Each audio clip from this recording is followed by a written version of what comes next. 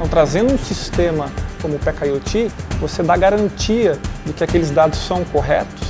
O desafio todo está em transformar esse volume de dados em informação.